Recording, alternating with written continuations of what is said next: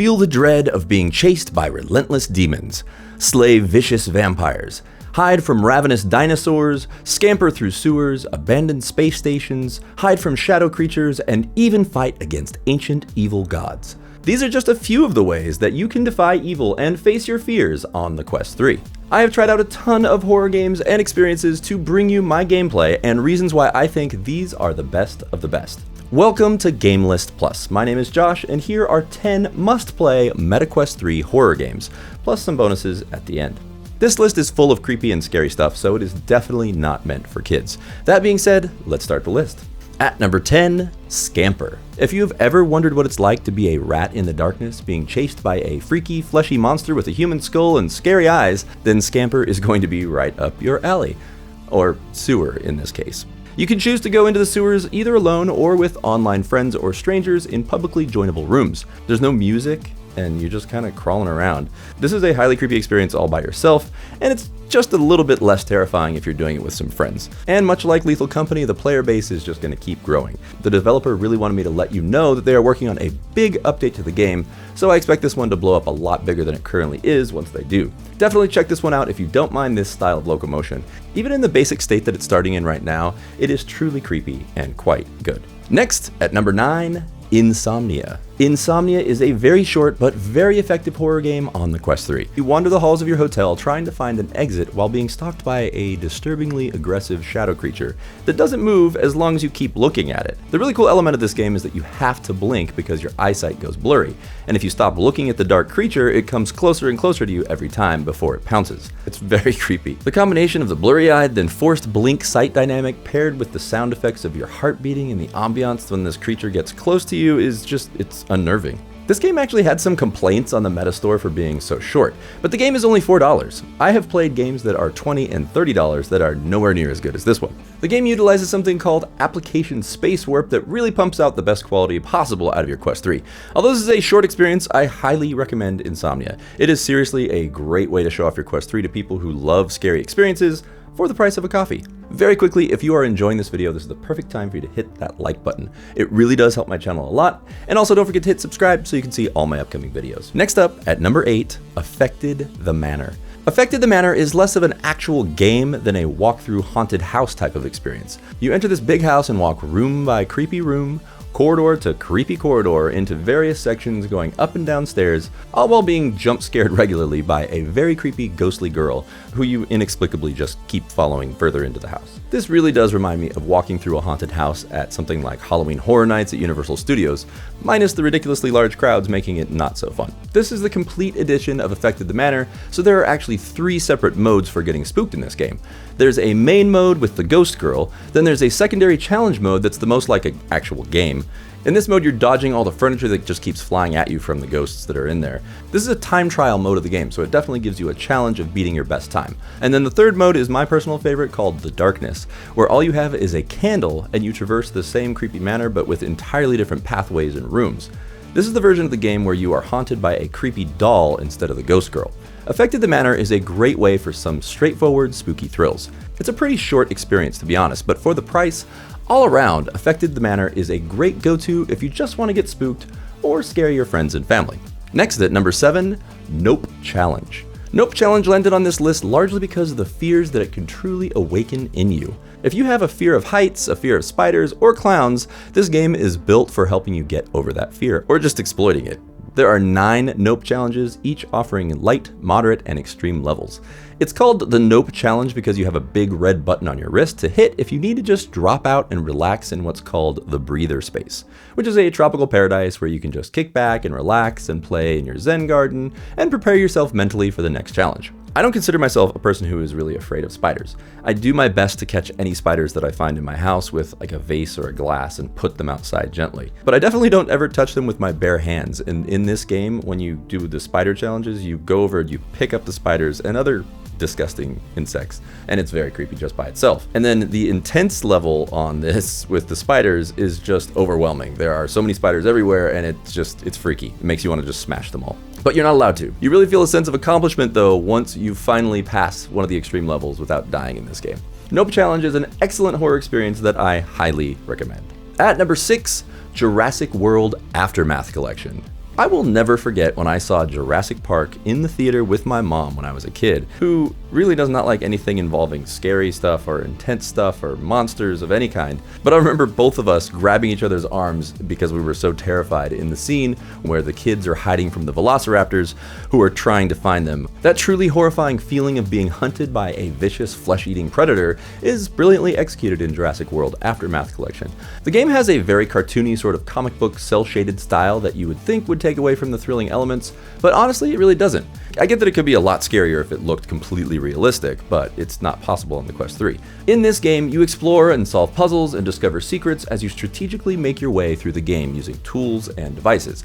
It's full of nerve-wracking dinosaur encounters that are really where the true horror elements of this game come into play. Granted, even though these velociraptors are out for blood, there's no actual blood and guts in the game, but there is something really terrifying about being under a desk, hiding from a velociraptor that's walking around, and then it's spotting you and killing you instantly.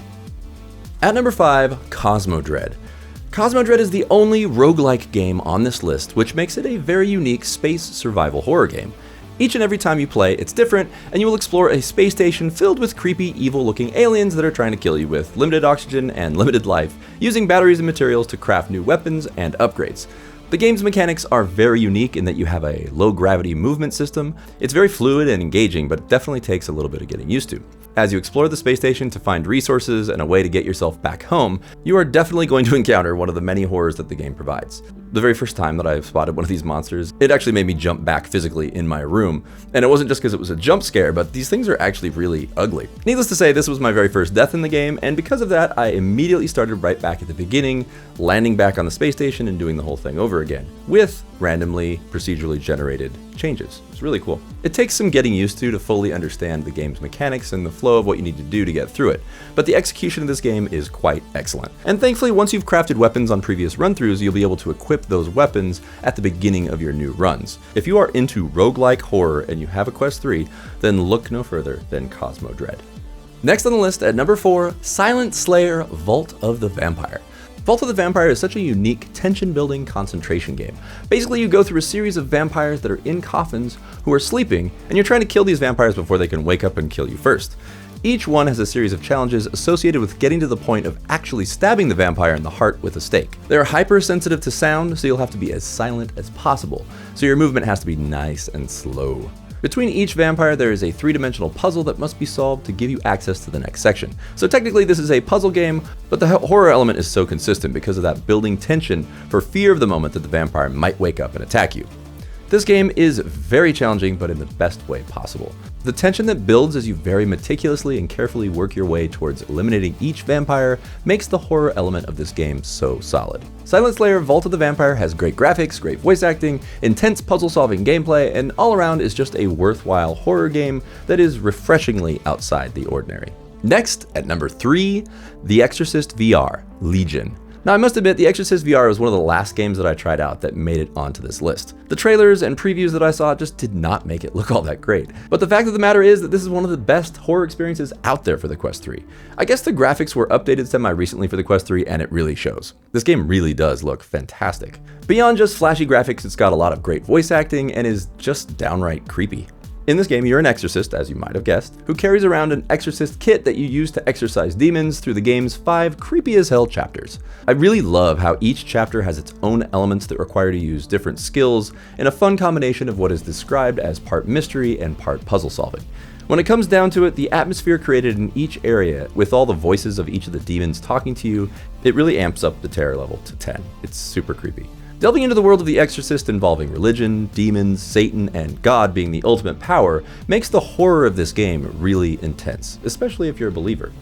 The fact that you actually can conquer these demons is an incredibly satisfying factor of this game. The moment when you finally do defeat each demon feels kind of glorious as you use the cross, after all the other necessary steps, to see good winning over evil. I think ultimately one of the things that we really like about horror is surviving it. We experience terrible things and feel good about living to see another day. The Exorcist VR: Legion is an awesome supernatural VR experience that is very scary, and you don't want to miss it on Quest 3. Nearing the end of our list at number 2, Dread Halls. Dread Halls is truly one of the best immersive VR experiences out there, beyond being a great horror game. Rather than having any kind of complicated structure or having too many tasks to complete, you simply enter the Dread Halls trying to find eyeballs as sacrifices to unlock further sections and eventually escape this strange dungeon that you seem to be trapped in. There are no puzzles to solve in this game, you simply explore, survive, and find a way to escape. I have never played a game that felt so utterly horrifying in my life. You have a lantern that is constantly being drained of its oil as you use it, so you're always on the search for more oil so you're not left in the darkness with all these evil creatures that lurk down any given hallway. When I first was chased by a demon in this game, there was a little piece of text that popped up right when it started chasing me that said I should turn off my light because the demon was attracted to it. I quickly flipped it off, then I was just running through the darkness, barely able to see the walls, trying to find my way out of the area without getting killed by this demon that I could hear behind me.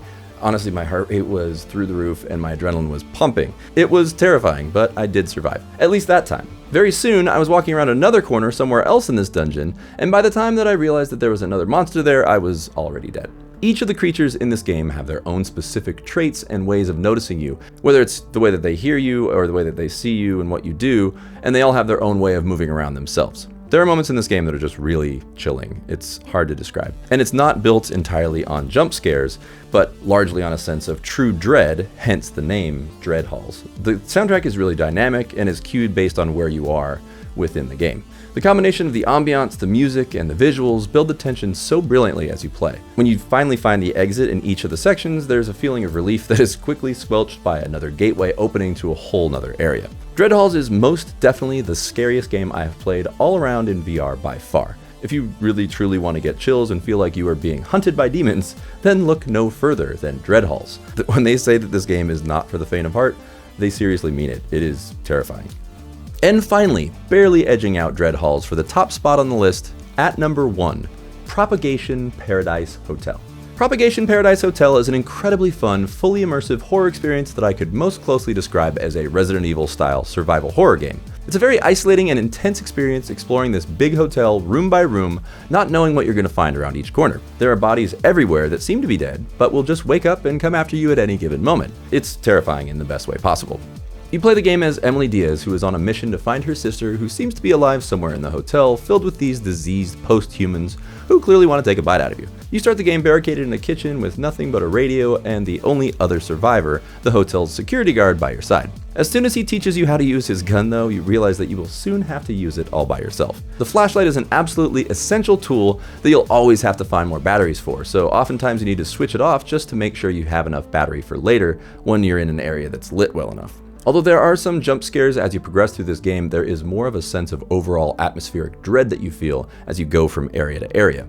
You can choose to face these undead creatures in some of the areas or just sneak past them. The lighting effects with the flashlight really make the exploration of the hotel a ton of fun. There were moments in this game that truly got my adrenaline pumping as I was trying to reload my gun with these creatures slowly moving towards me. Those are the moments that really felt like the epitome of what a horror game should be. The graphics in this game, along with the lighting and the sound design, all make this a really incredible, really scary, immersive experience that cannot be missed by any true horror fan who owns a Quest 3. So that rounds out the top 10, but I do have some honorable mentions. The first one I want to mention is Soul Drive, a completely free and utterly bizarre driving simulation horror game where you start the game behind the wheel of a Porsche, hands covered in blood, driving for no apparent reason, that soon unravels into a dark supernatural story that I will not spoil here. It's really short and it's definitely clunky around the edges, but it is completely free, so I definitely recommend giving it a try. Next I want to mention The Exit 8, a very strange game where you're just trying to get to Exit 8 as you are trapped in an endless underground passageway. You must observe your surroundings carefully so that you don't start back at the beginning, which is Exit 0. This is a very short walking simulator that isn't all that scary to begin with, but some of the anomalies are definitely reaching into the horror realm. And finally, I'll mention what is not an actual game at all, but a series of 3D horror experiences called, quite simply, VR Horror Stories. It's a collection of 17 short, 360-degree horror videos that total just over 45 minutes. Some of these are actual stories, some of which are actually very clever, but most of these are just scary situations with lots of creepy creatures, many of which will get right in your face to scare you.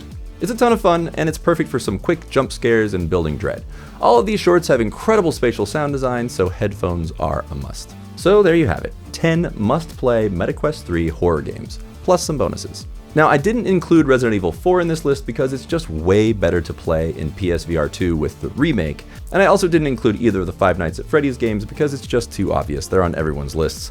As much as they are well made, they're just not my thing really. I really did try a ton of other games as well, and I really just think these are the best of the best. But that is just what I think. What do you think? What is the scariest VR experience you have ever had? What games do you think should be on this list that I did not include? Have you played any of these games yourself? Let's talk about it in the comments below. While you're here, why don't you check out my player skip review of Witchblood, an awesome Metroidvania mixed reality side-scroller on Quest 3. That's it for today's video though. Thank you to all my subscribers for being loyal, and thank you all for watching. I'll see you next time on GameList Plus.